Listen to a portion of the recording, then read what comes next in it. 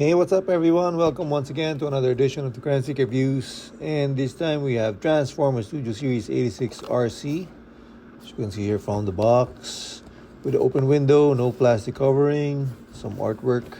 And the back part of course is the robot and the alt mode of RC, which is a Cybertronian car. Some nice artwork here. So we are now going to unbox the 86 version of RC.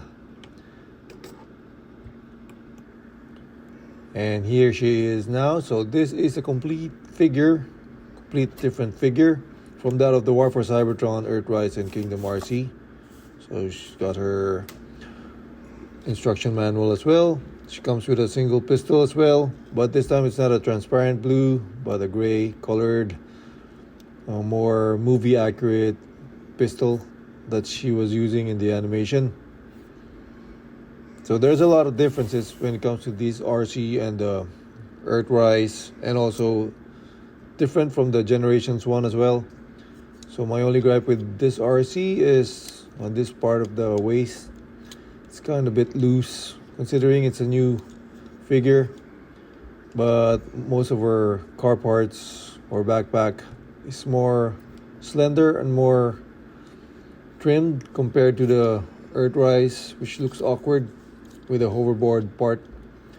So if you guys haven't seen it, we'll just make a comparison later on with the differences of RC.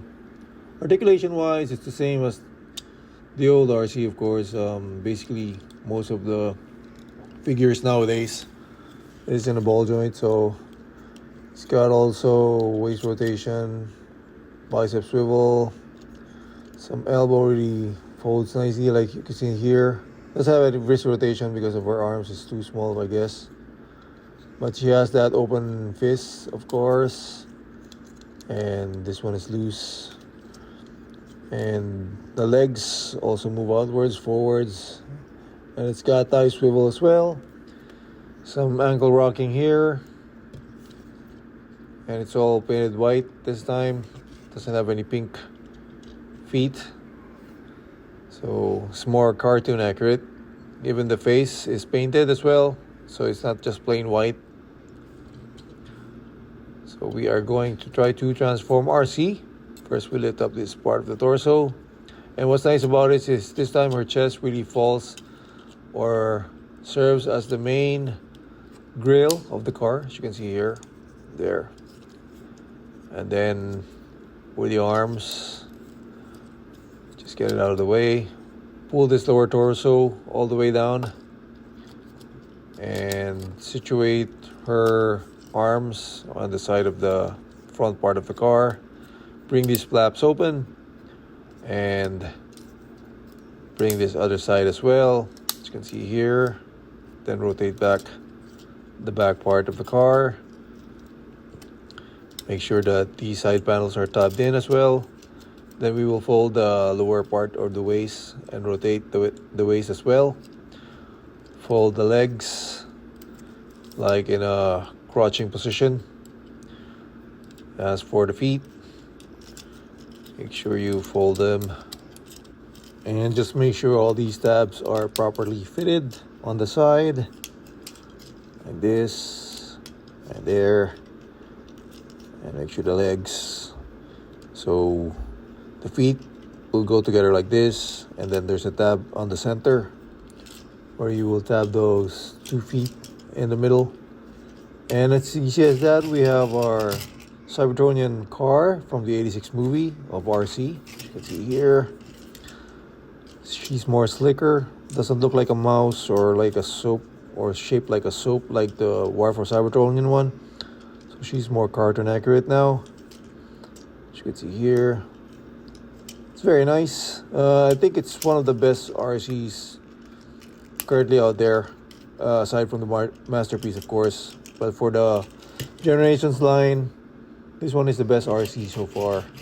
And I'm glad I've got it, and I updated my RC before I thought it was just a simple, like, so small changes when it compares to the War for Cybertron's figure. But no. So yeah, the gun, you can't actually put it in the car. The Transformers will return after these messages. We now return to the Transformers. So here is Arcee once again in comparison with the War for Cybertron. As you can see, kind of looks, there's a lot of difference from the more bloated type War for Cybertron alt mode of Arcee, and this one's more slicker now. So it's a pretty good update considering we have a lot of Arcees now, even though we didn't have one originally from the G1. So I'm glad I got my update on the Studio Series line for Arcee. So I'm beginning to think that, you know, most of the Studio Series line are really a good figure. And as you can see here, compared to the War for Cybertron Arcee in a robot form, the War for Cybertron, look at that backpack. So it's really chunky in the back. But and also the colors, the new one is more subdued. It's not too pink, a bit of lighter pink color. And of course her weapon you can also attach on the legs here, on the side of the legs, because there's a weapon slot here, and you can attach the weapons on the side of her thigh. It's pretty better. It's pretty much better compared to the previous one. And for the head sculpt, as you can see here, the previous one doesn't have a face painted, whereas the new one's got her pink face painted with the red lips as well. So some variations there. Even her legs is more sleeker compared to the War for Cybertron one. And as you can see here, I had an add-on from the red cog so that you can attach the weaponizer in the back. But for the Studio Series line, of course, we don't have those weaponizers. So it's more like just on the leg that you can put some weapons. But I find this figure better than the War for Cybertron line. So, you know. And here's another Arcee in comparison. Of course, this one's a different character. This one's from the Legacy line, originally from the Transformers Prime animation, of course. And I've also used one of Red Cog's additional weapons for this new studio line, Studio Series Arcee. If you guys are familiar with her poses in the movie or animation. So it's pretty much poseable, and it's not too back heavy compared to the War for Cybertron line as well. So some nice poses here, just to showcase the new Arcee or Studio Series 86 Arcee.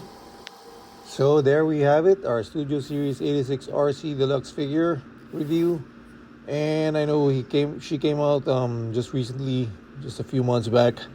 Hopefully you guys were able to get this one out in the wild, because she was not that famous, or she was not that sought after. But it turns out that she's really a good figure. So thank you for watching and supporting the channel once again. Till next time.